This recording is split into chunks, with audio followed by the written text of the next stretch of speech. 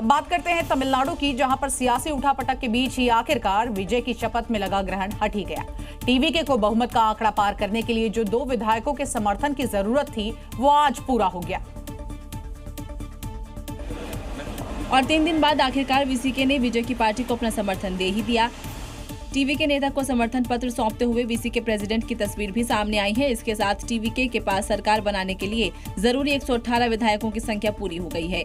TVK ने 234 सदस्यीय विधानसभा में 108 सीटें जीती हैं। इनमें से विजय ने 2 सीटें जीती है। पार्टी को कांग्रेस के 5, सीपीआई और सीपीआईएम के 2 विधायकों से समर्थन पत्र पहले ही मिल चुका था। वीसीके का समर्थन मिलने के बाद विजय के पास 119 विधायक हो जाएंगे, जो कि बहुमत के आंकड़े से ज्यादा है। वहीं विजय को बहुमत मिलने के बाद उनके समर्थकों में जबरदस्त उत्साह देखने को मिला। विजय के समर्थन खुशी से झूमते दिखे। चुनाव के नतीजों के बाद से ही विजय समर्थन के लिए 3 बार राजभवन का दरवाजा खटखटा चुके हैं, लेकिन हर बार बहुमत का आंकड़ा नहीं होने की वजह से उन्हें निराशा हाथ लगी। तो इधर पंजाब की राजनीति में भी बहुत बड़ा भूचाल आ गया है। आप सरकार के मंत्री संजीव अरोड़ा और उनसे जुड़ी हुई कंपनियों पर ईडी ने जमकर छापेमारी की। उन पर 100 करोड़ रुपए के फर्जी जीएसटी और मनी राउंड ट्रिपिंग का बड़ा आरोप है। इस कार्रवाई के बाद आप और बीजेपी के बीच अब सियासी जंग तेज हो गई है।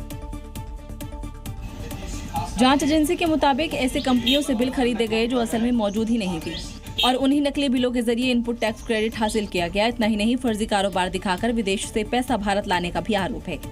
आज छापेमारी में करीब 20 गाड़ियों में आए ईडी अधिकारी, 36 के लगभग सीआईए और स्पेशल फोर्सेज के जवान सुरक्षा के लिए तैनात थे। संजीव अरोड़ा के दिल्ली और गुरुग्राम वाले ठिकाने पर भी छापेमारी की तो केजरीवाल ने इसे अलग ही मकसद बता दिया। तो इनका मकसद देश से भ्रष्टाचार दूर करना नहीं है, इनका मकसद मनी लॉन्ड्रिंग रोकना नहीं है, इनका मकसद केवल और केवल दूसरी पार्टियों के नेताओं को तोड़ के बीजेपी में शामिल करवाना है।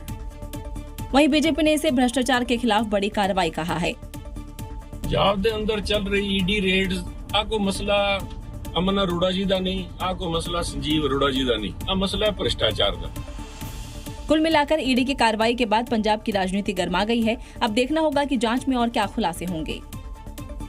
और अब बात करते हैं उत्तर प्रदेश के वाराणसी की, जहां पर एक बार फिर से बुलडोजर की गूंज सुनाई दे रही है। दाल मंडी से बुलडोजर ने मकानों को ढहाने का काम शुरू कर दिया है और इसी के साथ साथ अगले 3 दिन तक योगी के महाबली का टारगेट 43 जारी रहेगा,